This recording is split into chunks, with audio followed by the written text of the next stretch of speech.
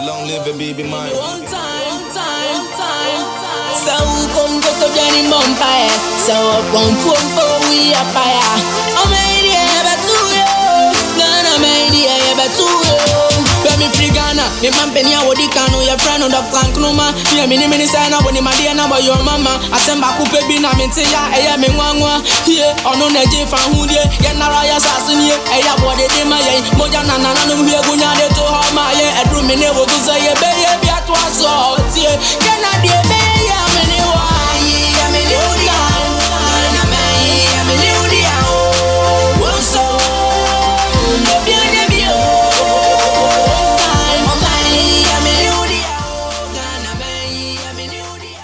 hello and welcome to another edition of Diaspora Weekly. My name is Jamaican and you're watching Diaspora Network Television. I want to take a sip of water. And when I drink water, my choice is specialized. You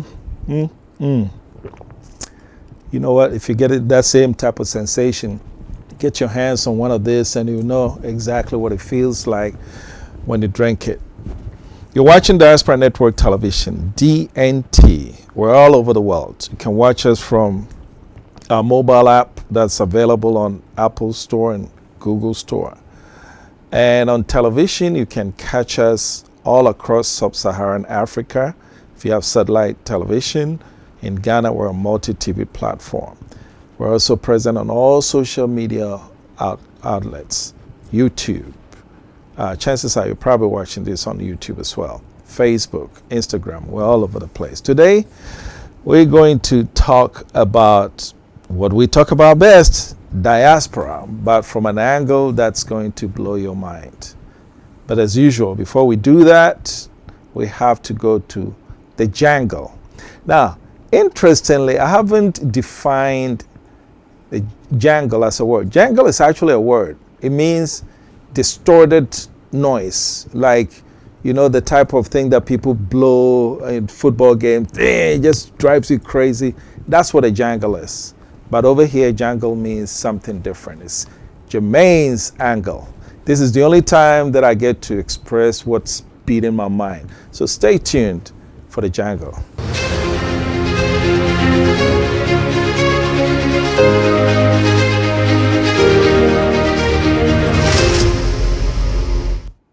Good. In today's jangle, I just want you to watch this video.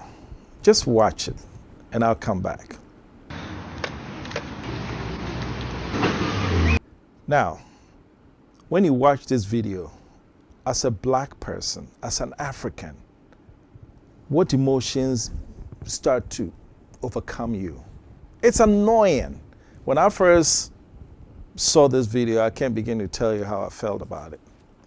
Now, it turns out that it's not an African child that's there. It's actually a white woman who had painted herself black all over. And she's subjecting herself to being urinated on. I don't know what kind of message they're trying to send.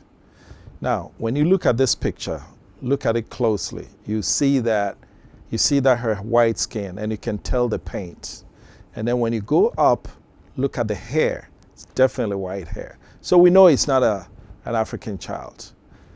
But that still doesn't make it right. Whatever they were doing, whether it was ritual, whatever, the fact that you videotape something like this and send it out, the message is unmistakable, okay? But here's what surprised me. Regardless of what it is, again, there is not an African president or the African Union or any leader who has come out to issue a statement deploring that kind of act. You know what? I can also come here and get somebody, maybe pay her a lot of money, put some kind of paint, make it look like a white woman, and urinate on her. I guarantee you're going to see backlash from the West that you've never seen before. We don't do that stuff. Okay? But when they do it, why do we always keep quiet? They've constrained us with a word called diplomacy. Okay? When we gather, the ministers meet, oh, we have to be upright, choose our words correctly. But you know what? When they are upset, they let you know. They choose a kind of language that leaves no doubt as to the fact that they are upset about something. Okay? So when they are upset, they can be undiplomatic. But when we are upset, oh, we still got to be diplomatic. And here's the thing. I don't have any problem with choosing your words correctly, but it douses your emotion. So the person listening to you doesn't really understand whether you're angry or not. So Africans, when we are happy, we should smile, laugh. But when we're angry, we're supposed to also let the others know that we're angry. In this case, the optics of white people urinating on a woman who has painted herself black, and if you didn't know any better, you would think they're urinating on a black woman. It is annoying. And I'm even more annoyed that the African Union or none of these leaders of African nation has come out to issue a message deploring that kind of act. And so for today, that's the Jangle. Stay tuned. We'll be right back to meet my guest.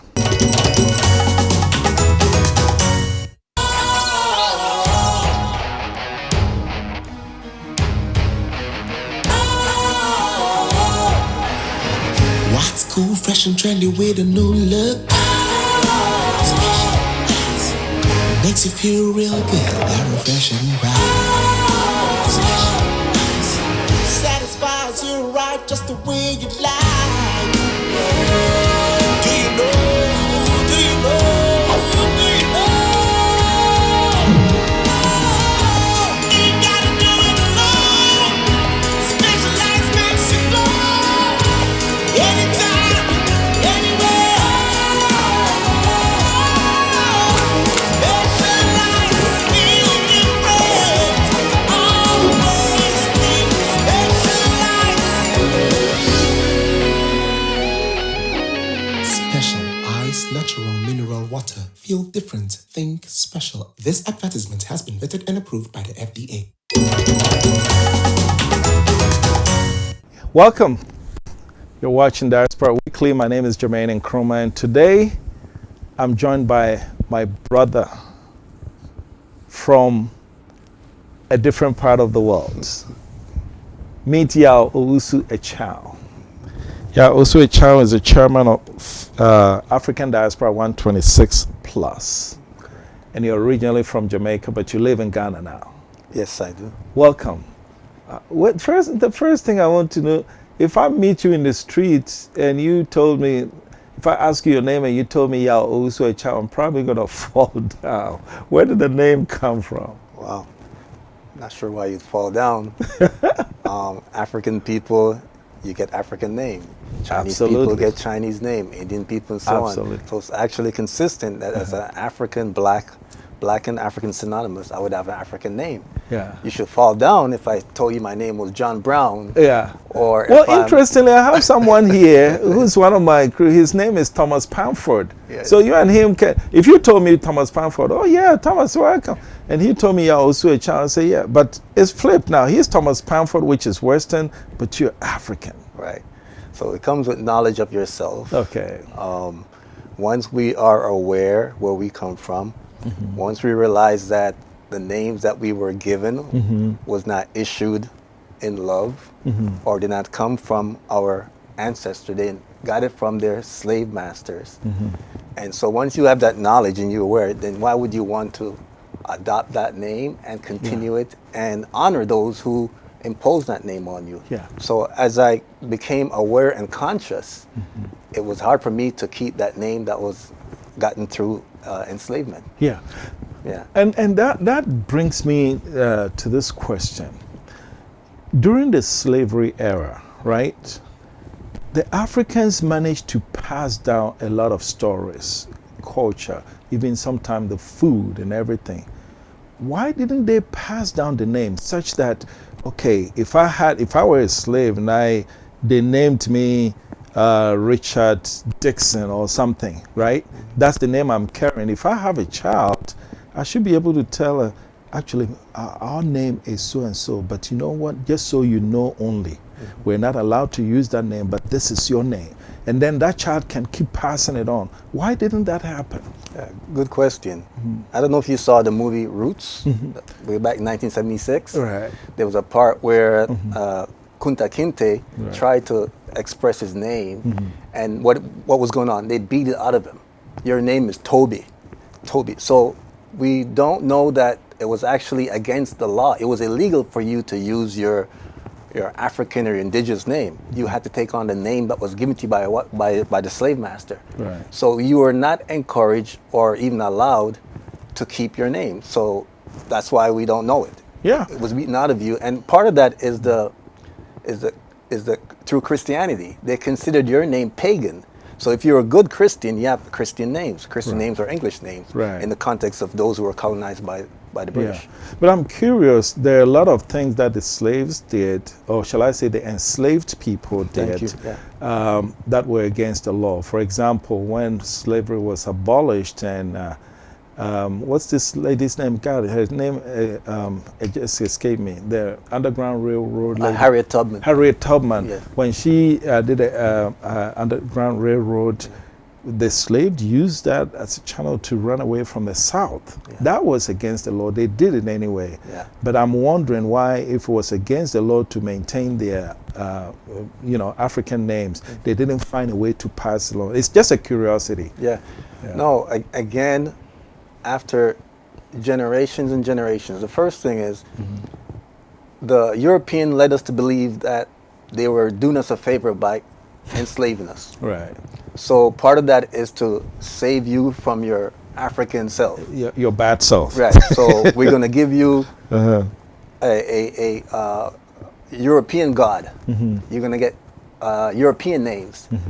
They saw that as their duty. Yeah. So they did not allow us Yeah. to maintain our names. And you don't have the capacity as an individual to change the law. So after a while, that goes out. And not only that, Africans bought into that concept that, hey, we're becoming Christians. Yeah. So we want Christian names. Yeah. And I'm going to say this. I'm old enough to remember 1972 or 1973 in Jamaica, when I was getting my passport, they had a section that said your Christian name is so-and-so. So that replaced your pagan name. Yes, right? So you don't see that on your passport now, but I remember at that time, you had to have a Christian name in order to be considered civilized. And besides, with everything else that they were going through, I'm sure the name is perhaps the last thing on their mind, because they were dealing with a lot during the enslaved period. They were dealing with a lot, but like I said, it was like you would be sanctioned with death. Just like if you pray to your God, they would kill you. So it was forced out of us. So who is Yao Owusu Achao, and what was the name that you gave up? Yeah, no, well, my name is Yao Owusu Achao. It's legally and proudly, I was telling you that when I came to know myself that I'm an African, I used to identify with being Jamaican because that's the country of my birth. But if you've been to Jamaica, you know the people look the same as in West Africa. The food, even the languages, as I get to learn, that many of the words are Akan. Some are Nigerian, but for the most part, I started identifying with an African to the point where I stopped using my name. Even in school, they would call me Mr. Africa because I was always advocating for Africa. Or use my name X, which means I do not know who my original name. And that came out of the Malcolm X, the Nation of Islam teaching. So for years I was not comfortable. And I told my father, I said, Dad, you know, love you, Mom, but this is not our name. You guys got it from the slave masters, so I'm not proud. So the more I became aware and conscious of where we come from and the history of how we got enslaved, I wanted to come to Africa. So when I came to Ghana 2001, I went to Techman, Brongafo, and I got there because there was a brother in Miami who I met. He did spiritual, he was a priest trained in the Akan culture, and his family was from Techman. So when we were going to Techman, he said, well, go see my family. So it's a family of priests. So when I told him that I came to Ghana, I would like to change my name officially because I didn't want to go into a book. So the family did divination. The priest did divination, said who you are. So within 7 days they came back and they said, you are Yao Owusu Achao, that's your name. And you come from a line, you come back to do great things for your country. So my name was spiritually, African traditional, spiritually given. Okay. And then when I went back to the U.S., Florida, I went to the court and changed it, did a legal name change, did the same for Canada, and did the same for Jamaica when I went back to Jamaica. Okay, but I'm curious, what was the name you gave it? You don't want to make... People ask me that. It's like, if you throw out yesterday's garbage, do you want to pick it up? And if you defecate, you don't go back and pick it up. So I don't want to honor the white man. So it's like, for me, I don't remember. You call me that, I don't remember the name. You got it. Okay, Yeah. very good. Yeah. But something must have attracted you to Africa that does not attract the average Jamaican. What was it? Wow. I can remember in high school, they started teaching African history. And like I said, the more I got to know where we're from and what happened to us, then the more I identify with being an African. And in the primary grade, they don't really tell you anything. And I knew growing up in Canada that we were different from the other population. Now, every country identifies with their place of origin. So in learning more, especially when I got to university, there's all kinds of books. Dr. Joseph Ben-Jochannan, Dr. Henry Clark, they tell you that Africa is the mother of Western civilization, destruction of the black civilization by Chinese. So when I started reading those books, I said, hey man, Africa's a great continent. Why would you not be? And also in Jamaica, as you know, the Rastafarians used to always sing about going back to Africa. They were always proud. They always made us proud. Marcus Garvey spoke about back to Africa. So with that natural curiosity, why would I not want to come back? So when I came back and saw the place, I was like, this is paradise. This is my people. You mentioned Rastafarian. Yeah. I will tell you, I have a member of my staff here who's known as, I'm not going to mention his name, Rasta. It's part of it. Yeah. I want you to educate him. Who is a Rasta? Is every Jamaican a Rastafarian? On the contrary. On the contrary. Most people are bald heads, as you say. They don't wear locks. Okay. Most Jamaicans. Okay. And Rastas, they came out of the black conscious movement from Marcus Garvey time, and also at the time of the coronation of His Imperial Majesty, when they said that, look, they would become a king out of Africa.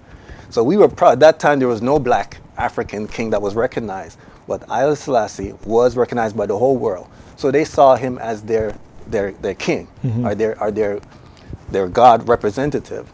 So that movement influenced a small minority, but it blossomed into something more. Is it a religion? It's a religion. It's a way of life for somebody. It's also a religion, some would say, but it's also rooted in Christianity. Okay. They use the Bible. Okay. Right? They talk about David, and they quote the Psalms. So it is a Christian derivative. So Bob Marley and Peter Tosh are Rastafarians? Yes. And you are not? Well, I wouldn't say I'm not. It depends what you call a Rasta. Okay. If you define Rasta by the hair, Okay. then I'm not, obviously. Okay. But if you just define as someone who identify with Africa, want to come back home and participate in the development of the continent, then I'm a Rastafarian. There are many Rastas who are still out in Jamaica or outside. They say but they're not coming home to Africa. Africa is your spiritual home. I choose to. So everything about me speaks to my black conscience and black being. And when I say black, it's synonymous with Africa. So what I'm trying to understand now is, so we will understand Jamaica, because Jamaica is actually unique in the fact that, correct me if I'm wrong, but the identification link between Jamaica and Africa, you can say, is perhaps stronger than other countries in the Western Hemisphere. Can't say about, I know they're very strong in Barbados, but I don't know about Bahamas and all those islands. Yeah. So what is it that make Jamaicans so closely linked to the motherland? Another good question. I think also it's because of Rastafarianism, which was started in Jamaica or founded Jamaica. And the Rastas did a lot to educate the people. Black consciousness. There was a time when people were proud they were white. They identified with being white. You speak properly. But Rastas were saying, no, that's Babylon language. Yeah. Right? They would identify with their blackness. And that infiltrated Jamaicans. It it impacted us greatly. So the education came primarily for me from Rastas. Okay. Right? So for us. So and then it spread later on, but the Rastas' influence in Jamaica cannot be understated. Okay. And But I know in Jamaica now, the Rastafarians are segregated from the normal school. Is that correct? From the normal schools? The regular schools. In other words, there's a special, I heard, correct me if I'm wrong, that there's a special school for Rastafarians, and then the regular schools, they don't allow the locks. Is that true or not? So you have different, what they call mansions or different houses, which speaks to the different sects of Rastafarianism. You have 12 tribe, you have the Bobo, and they may have schools in a community where their children go to. But you have Rastafarians who send their children to normal schools. Okay. And you're right, there's some schools in Jamaica which do not allow them to wear their locks. Okay. But you will find many schools where, especially high schools, children wear their locks, universities. So I think that there's no such thing as a Rastafarian school per se. Okay. Yeah. But the locks also, there are differences. Right now, locks have caught on globally. Yeah. I love to see people in locks. Yeah. But I think it's a different type of locks from the Rastafarians, where they wear it long and everything. Where is that? Where do you see that difference? Again, when I was growing up, we had some men in the community. They were bearded, and they were Rastas, but they didn't have their hair at the time. So we used to call them Beardman. Beardman preceded the popularity of the locks. Okay. Right? But they were conscious. They preached about Africa. They were gentle to children. They were loving. They were kind. They were the original Rastas. Even the founder of Rasta, what's his name? The one who's considered the father of Rasta, it's not I Selassie. Okay. I guess he founded it and attached it to Haile Selassie, Emperor Haile Selassie. Yes. Right? You know something? It's so terrible. If you can remember that, I'm sure it'll come to you. So it's important because he actually came to Ghana. Howell, Leonard Howell, is considered the father of Rasta. Okay. And he was living in Ghana for a while. Okay. And he didn't have dreadlocks. Okay. Right. So it's just later on the hair, but again, it's also rooted in African spirituality. Okay. Here you wear locks when you're going through the priesthoods. Is that not so? So Jamaicans imbibed a lot of things that was culturally from the Akan culture. Okay. If you look at the Jamaica flag also and the Ashanti flag, there is no difference. Yeah, I know. There's no difference. I found that interesting. Yeah. The yellow, black, and green. Yeah. It's the same with the... Yes. Where do you think that came from? I don't know where this... listen, the Ashanti culture goes back hundreds of years. Yeah. Jamaica got its independence in 1962, so-called independence. And I don't know who chose that color, but it's just... Is it a coincidence? They might have passed it on. And by the way, I also know that there are Akan names in the Caribbean. Now, they found... somebody told me they found a Poku or something in the Trinidad and Tobago. Do you have Akan names in Jamaica? Yes, that's the thing, man. Okay, so Jamaicans, I tell this, I'm proud of Jamaica for what they've achieved for that island, but I say I'm an African first and foremost who was born in Jamaica, because so many things that we perceive as Jamaicans is actually from this culture. Even the words, I'll give you an example. Petu in Tree is what we call patu, which is the owl, the bird, right? But just a little slight intonation changes. But there's so many other words. Dokunu. You have Dokunu? We have Dokunu. You have places there. There's villages in Jamaica where the Maroons, which means that they took off, they got an independent status. So people who were enslaved went to Jamaica, and of course not everybody accepted it. So they took off to the hills and they would fight the British. The British could not defeat them. They could not defeat the British, yes. But then they signed a treaty which still exists to this day. Okay, we'll leave you alone as long as you leave us alone. And so you have 3 independent places in Jamaica where the culture is strong. They have names like Kojo Kwame, and even of the national... Did they pick it from Africa recently, or it's always been there? No, it's always been there. So that place existed since 1780 something. So those independent states have been there So it's easy to retain the culture if you know a community where everybody has a common heritage, right? Okay. So even the language, the food, everything about speaks to our coming here. So for me, it's kind of strange when you come here, Yeah. they call you Jamaican or Yeah. African Americans, Yeah. when in fact we are Yeah. just Africans. And the cultural similarity is so It's- strong it's- between Akan Yeah. and Yeah. And it's interesting you brought up African Americans. When we in Africa, we talk about the diaspora. Yeah. African Americans seem to get all the attention. But there are only about 45 to 50 million in the United States. In Brazil alone, you have about 210 million, and then in the Caribbean. So how does it play within the Caribbean when Africans talk about diaspora and focus on only the African Americans? I think it's out of laziness that people lump us all together to say that we are all African Americans. They are the most popular group because U.S. is popular, and they've done so much in terms of accomplishment. They're affluent in terms of resources and skills. But I just got off the phone this morning. You have blacks in Nicaragua, Brazil, Colombia, many more. Costa So to say Rica. African Americans, Yeah. and plus we were dispersed to the UK and other places, right? So to say lump us all as African American is erroneous. But it's just that people identify a lot with the stars, the celebrity, and America. It's sort of like a mecca for many Africans. So they lump us all in one. And that's where the education process needs to come into educate. We're not all under that one umbrella. Yeah. So if we're not lumping all of you under the same umbrella, let me see if I can pair some. I mean, far be it me to try and divide up. But I want to point out some differences that I have personally seen. That Caribbean blacks, their affinity to the motherland seem to be more spiritual than, say, the African Americans, the Africans who are in the United States. Could the affluence be dousing the level of spirituality to Africa?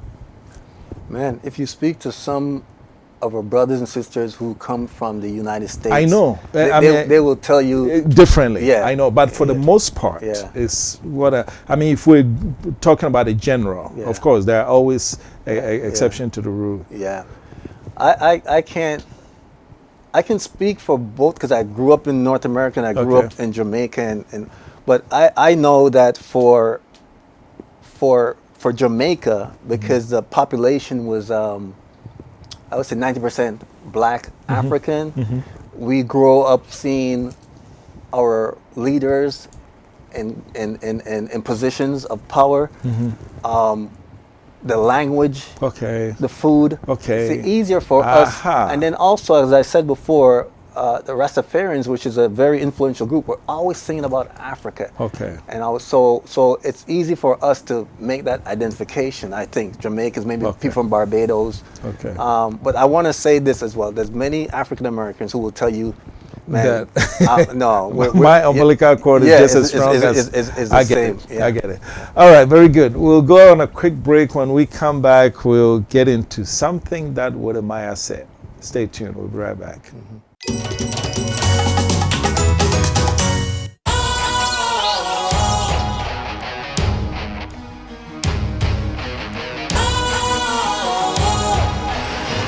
What's cool, fresh and trendy with a new look? Makes you feel real good, that refreshing vibe. Satisfies you right just the way you like. Do you know?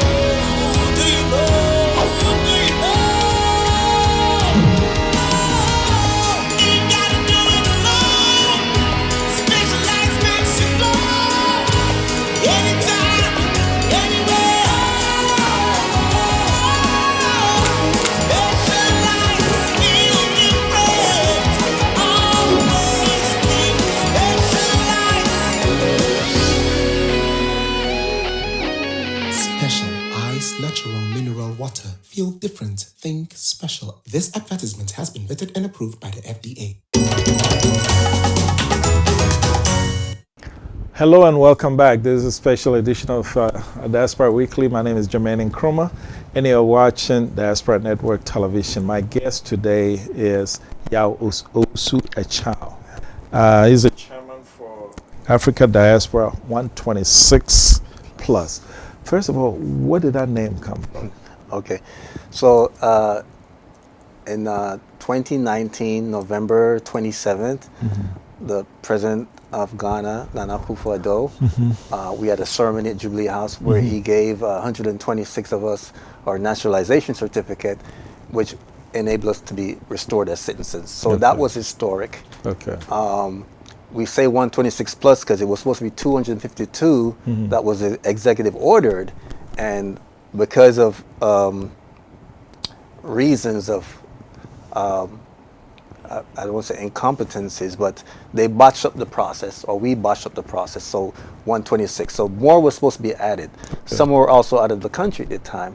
So we expect that when they come back into the country, or those that were excluded, would be able to get their executive order and get their citizenship. Get to 252. Yeah. That's exactly half. It was exactly half. Okay. And I just want to, when I say botch, I want to back up what I'm saying. For example, a husband and wife will go through the interview process at the same time. When we got the call to get our citizenship, the husband would get his and the wife would not. Okay. And that happened like so many times. And would they give a reason? No, they just okay. Yeah, there was just. Well, if you say 126 plus and that is your reason, then it tells me that you're shooting for just 126 more people to get their citizenship. And once that happens, does your organization feel, well, we've accomplished and we stop? Oh, yeah, smart guy. That's a good question. But no, that's where the plus comes in. There are over 250 million people of African descent throughout the world.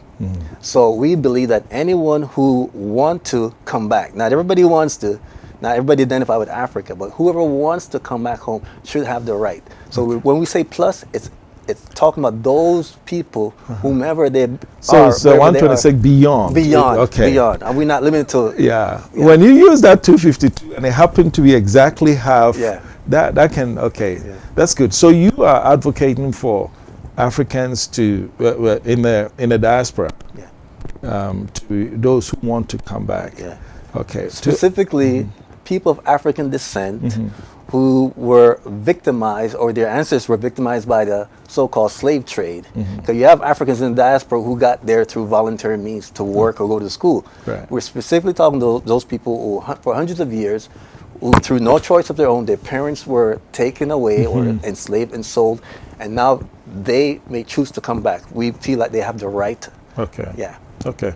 Now, based on that, I think somebody shares that inclination with you. His name is Wodemaya. I want you to watch this video. Okay. I mean, I keep on telling Africans that the diaspora is part of Africa. I think I interviewed former President J.A. Kufuor, and he told me that the diaspora is actually the sixth region of Africa. Yeah. So knowing that they are part of us, and now having a flag to represent them, it's something that I think the entire continent needs to celebrate about. And I'm also waiting that since they are giving them a flag, now it should be visa on arrival for every diaspora that intends to visit the motherland. Would the leaders of today do that for us? That's my request. Right. Because they are part of us. We have a flag now. Can we have visa on arrival so that they will feel at home, not just coming here to spend money, but when they come here, they feel like, you know what, I traveled across the sea, now it's time to come back home. The year of return. Give us passport, give us visa, and let us feel at home. Thank you. Now, what do you say to what Mr. Maya just said? I applaud his call for us to be welcome at the airport, the first point of entry. We believe strongly that that should occur.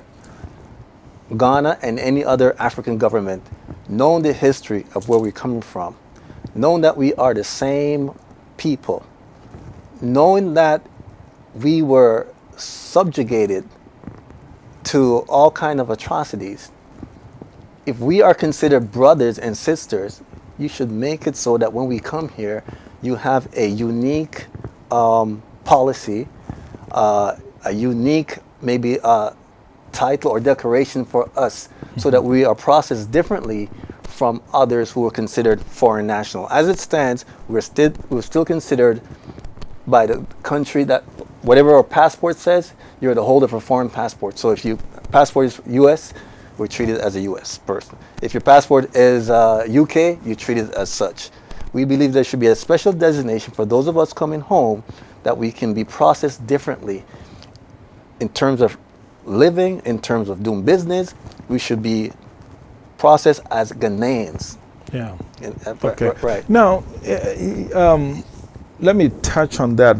Have you heard of the African Union's 6th region? Yes, I have. Okay. That was the launching of the flag where Mr. Maya made that call.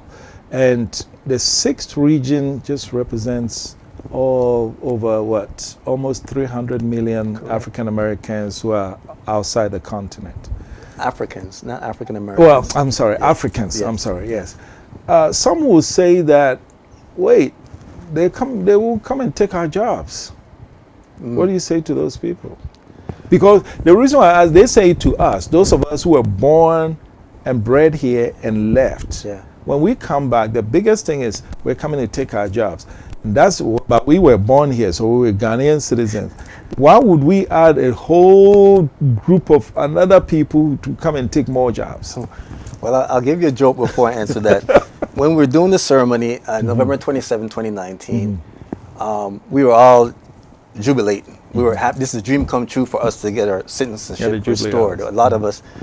And I was speaking to someone from the Diaspora Affairs Office of the President after. And she was saying, Brother Yao, when you guys were receiving your citizenship, there were Ghanaians in the crowd, and they were telling us, tell them to give us their passport. We will go outside. They can stay. Tell them to give their passport. Since you all don't want it, you're spoiling your visas. Even trade. Yes. So that's how I think many people in Ghana see us. They wish that they could travel outside. Yeah. And we are, in fact, coming back home. Despite the education, the training, the opportunities, we're coming here. We're not coming here to lay on the beach. We're not coming here to because of the hospital, the great hospital health care you have. We're not coming here because of the job. Let's be real. Many of us are giving us jobs in 6 figures to come here. So I think it's unfounded, that suggestion or argument that we come to take jobs. In fact, many of us come here and we employ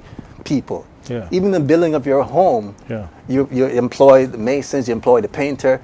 So it doesn't show that at all. I think that's a false argument. Okay, but if I'm an African in the diaspora, how do I choose? I mean, there has to be a formula to it, because right now there are only a handful of countries in Africa that are doing well. Unfortunately, Ghana is one of them, right?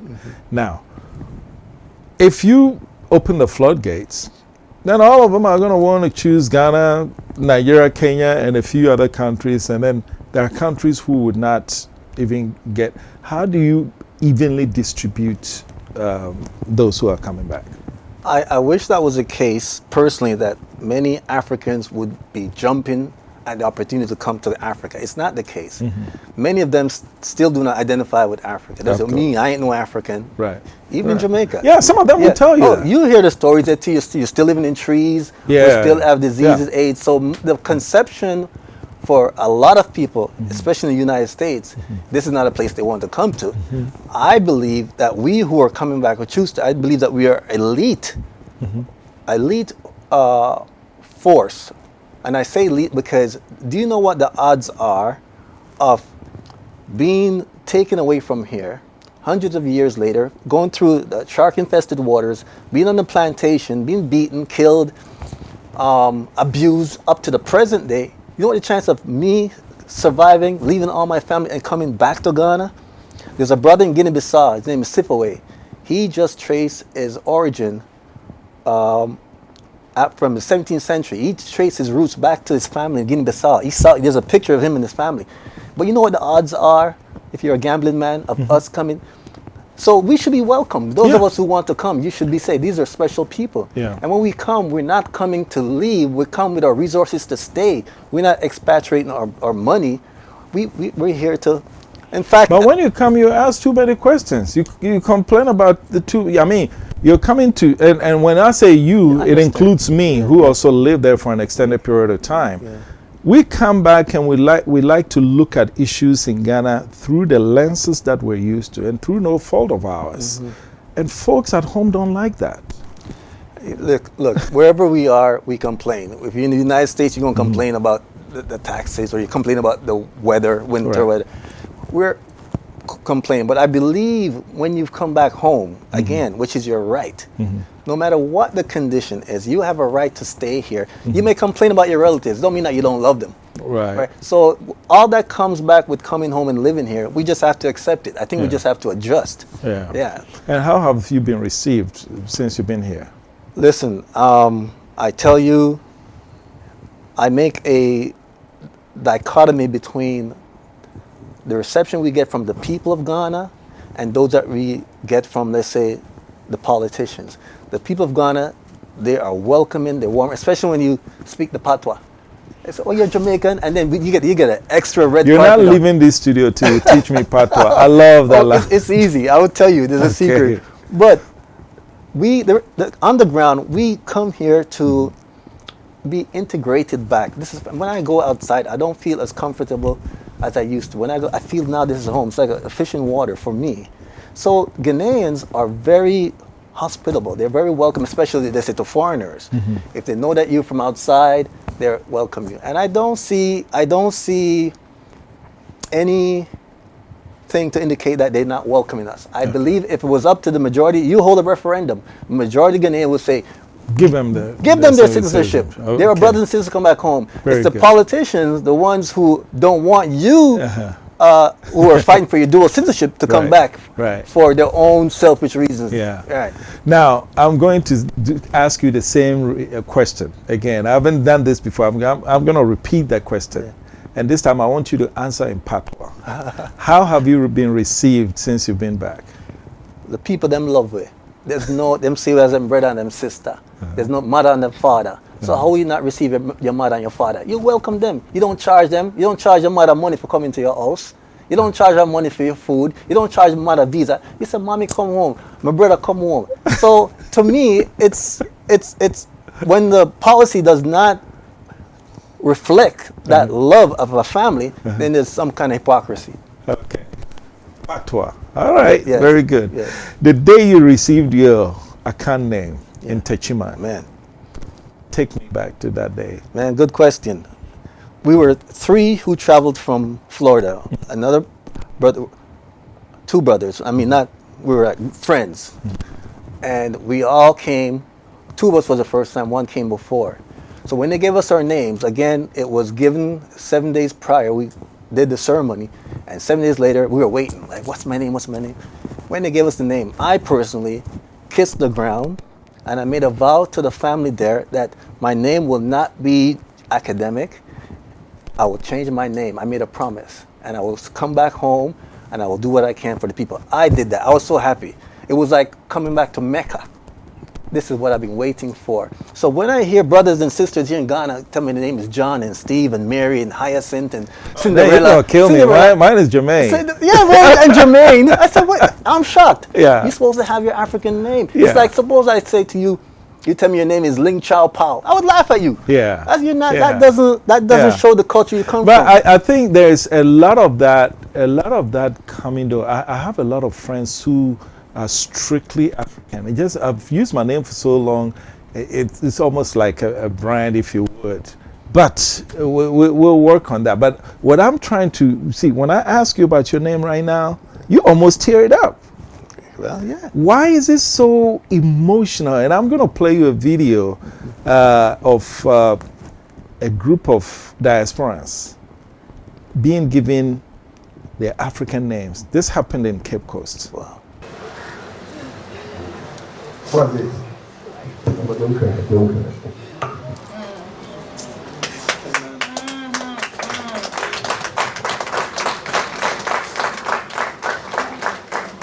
Your name is Esi Nyimpanka, and I don't know what to say because your name means we just don't just come out and say all the pains we've gone through. At times we keep some pains to ourselves. That's why we are crying. So you need Esi Nyimpanka. Nyimpanka. Esi Nyimpanka. The last thing. What is it? What? You are now known as Abba Ahanta. Abba Ahanta. Abba Ahanta. Abba Ahanta.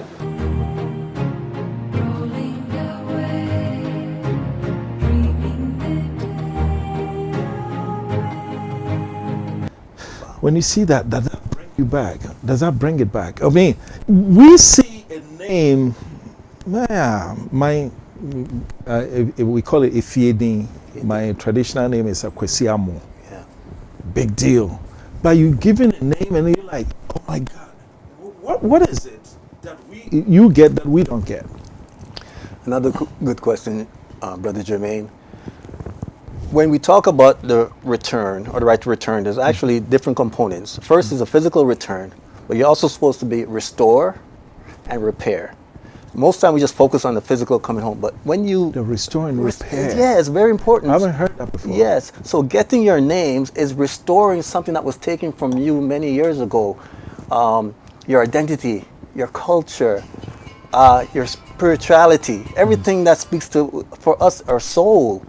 And then repairing now, we want to now learn the language. We want to now wear the clothes all the time. I don't want to wear jeans and the white man polo.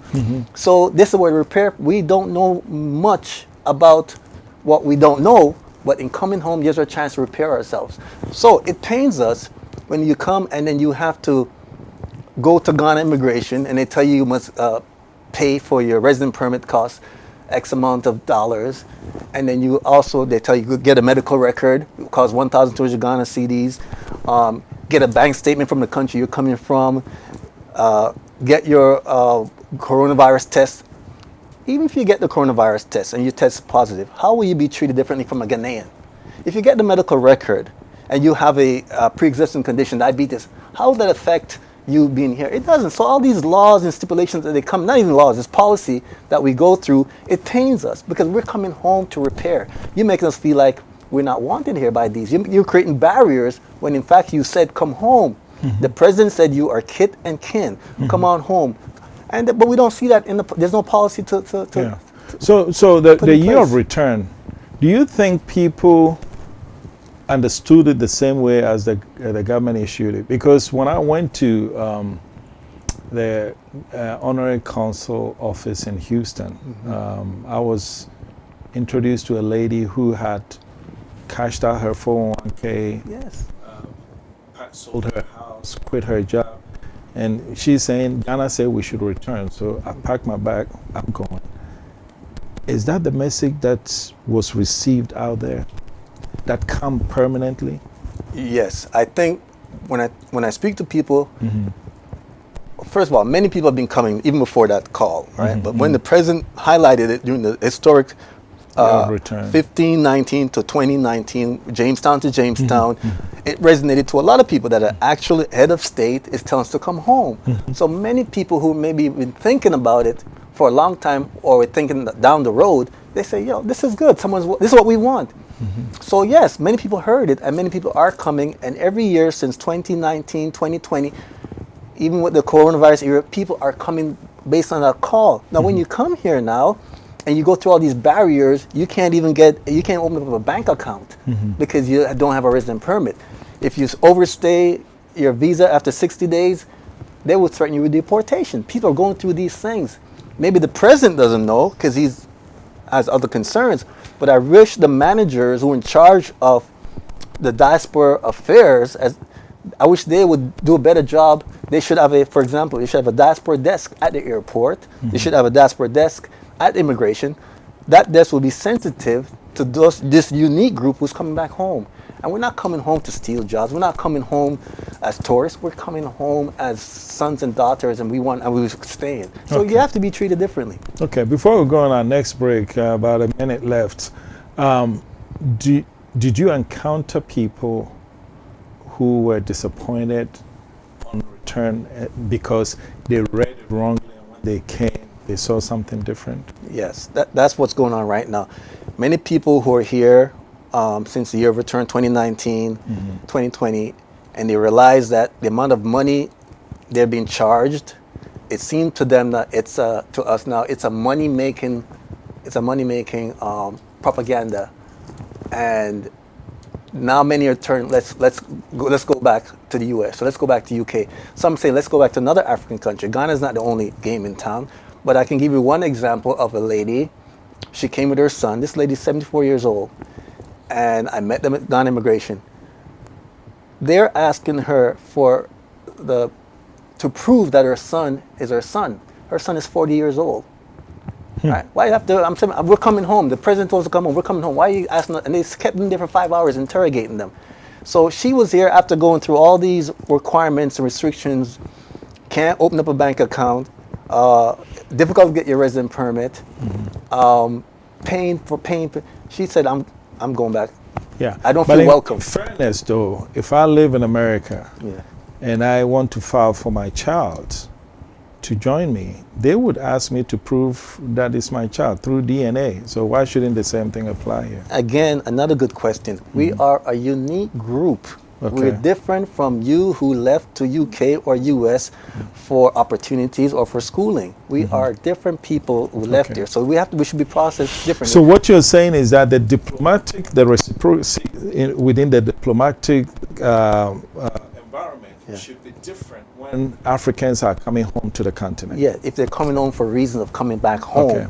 And there's precedents. There's a Tambon people in Jamestown who left Brazil. I don't know if you know this. Left Brazil and came back to Ghana, and they were processed as Ghanaians. Famous example, Azuma Nelson. He's from that group. Okay. He came. That's why he got named Azuma. It's a Brazilian name. So they came, and after about 100 years, they are now integrated into the system. There's precedents for that. And also, President Rawlings, around the year 2000, was advocating for us to get our citizenship. It was on the books. It was voted down, but you have legal documents that you could draw on to see what citizenship would look like. Okay. Yeah. Very good. We'll go on a quick break. When you get into this time of deep conversation, it can go on and on and on, but at some point we got to go on a break.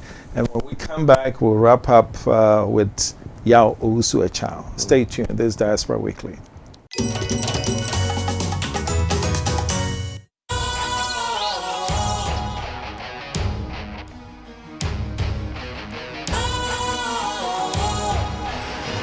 What's cool, fresh and trendy with a new look? Makes you feel real good, that refreshing vibe. Satisfies you right just the way you like. Do you know? Do you know? Do you know? You gotta do it alone. Specialized makes you flow. Anytime, anywhere. Specialized, feel different. Always think specialized. Special ice, natural mineral water. Feel different. Think special. This advertisement has been vetted and approved by the FDA. Okay, welcome to Diaspora Weekly. Again, my name is Jamaican and I'm delighted. We've had a very interesting, very moving conversation with my brother Yao Owusu Echao, who refuses to disclose his previous name because, like he said, he threw it in the garbage, and when you throw something in the garbage, you don't go get it back. I get you, my brother. Thank you. So, first and foremost, when you came, did you have to go back to come back for good, or when you made your first trip, you stayed? No, when I came 2001 and I saw that this is what I where I want to be, my life dream. I gave myself 3 years. I said within 3 years I'll come back. I will still do my master's degree. I went back, completed it. I had some jobs that people would die for, but after 3 years, I came back, and that's it. I go back and forth. I still have family. My father's in Florida. My family's there, but I'm here. I have new family here. Okay, it's great to see Africa from outside, the attraction and everything. But like you said, there are some people who came and they're dejected and they've gone back. What made you stay? If you come home, home is home. Mm-hmm.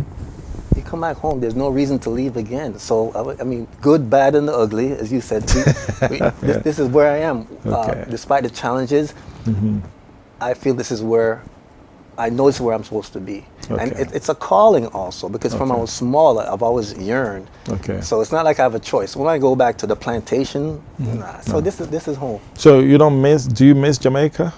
Actually, I to be honest with you, love Jamaica, but I love Ghana more. Okay. I feel like Ghana is more of satisfying to me, and I tell you why.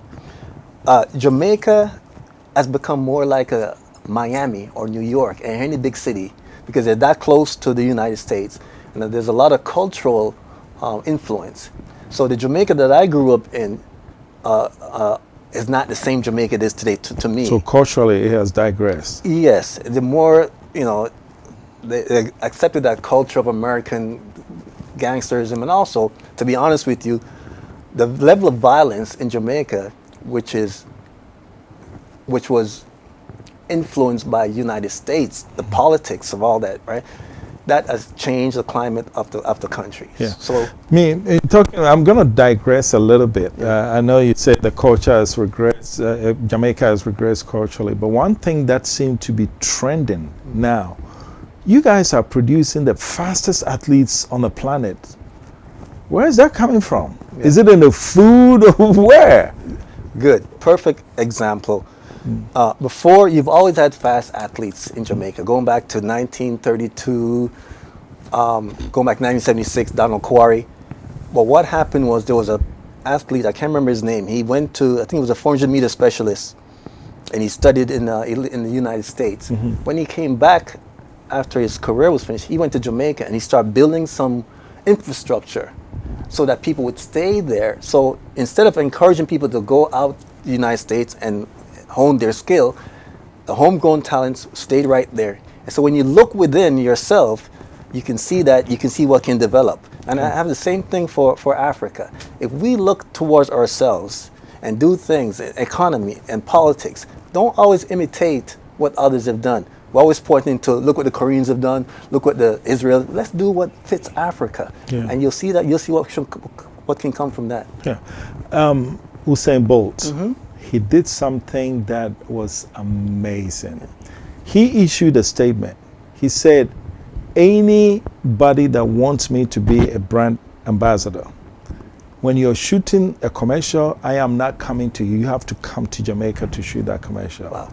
That was, Yes. what do you think about that? I think that's powerful. I think we should adopt that kind of a pride for our own people, our own way of doing things, instead of always adopting or doing things outside others. of yourself. Yeah. And you also mentioned Maroons. Yes. When you talked about athletes, a funny thing came to my mind.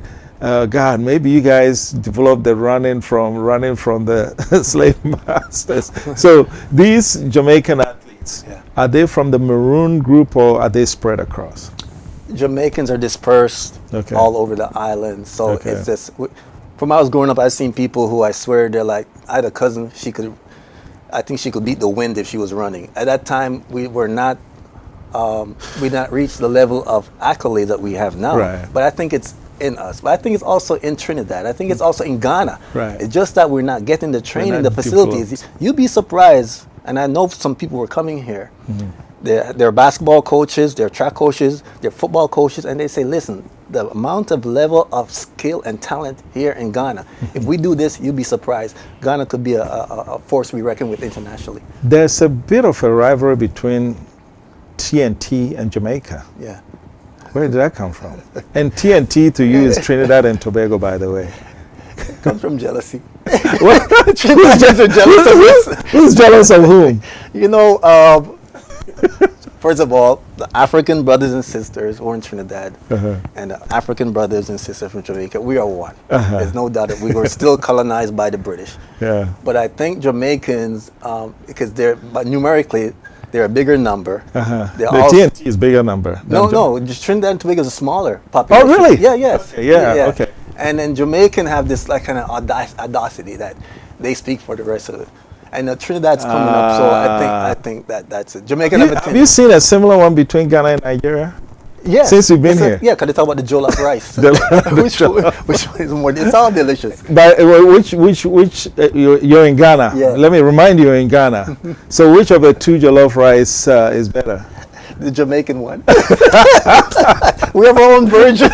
Okay. Final question. Yes. What does African Diaspora 126 Plus want from African governments? I wish we had a show just to talk about this on its own. But first of all, we want the African governments to facilitate our return home by creating unique policies that addresses who we are and why we're different. We're a different group, and you cannot ignore what we went through. Now that we want to come home, you should, just like other countries have. Israel created, if you're a Jew, you have a right to come back. Most countries welcome their people come back for a number of reasons, for monetary reasons, for what they bring. But I want to let people know this. It's not that you're doing us a favor. The right to return first is an African traditional spiritual manifestation, whereby if you're from your mother's line or you trace to your father's line, it doesn't matter if you were 500 years, I still belong to this continent. You're still my grandparent, or right? That's one. Number two, Pope Nicholas V in 1452 declared war on Guinea, right? And so in the papal declaration, it stated us as prisoners of war. Okay. This papal edict was transferred to France, Britain, and United States. So all of us who were affected by the slave trade were prisoners of war. Okay. Now, 1949, the United Nations Declaration says that you have a right to freedom of movement. You have a right to return to your country of origin by descent, or if you're a prisoner of war. That's a very good argument. Yeah. Okay. All right. Well, I tell you, unfortunately, we have to end it here, and I will close by saying this.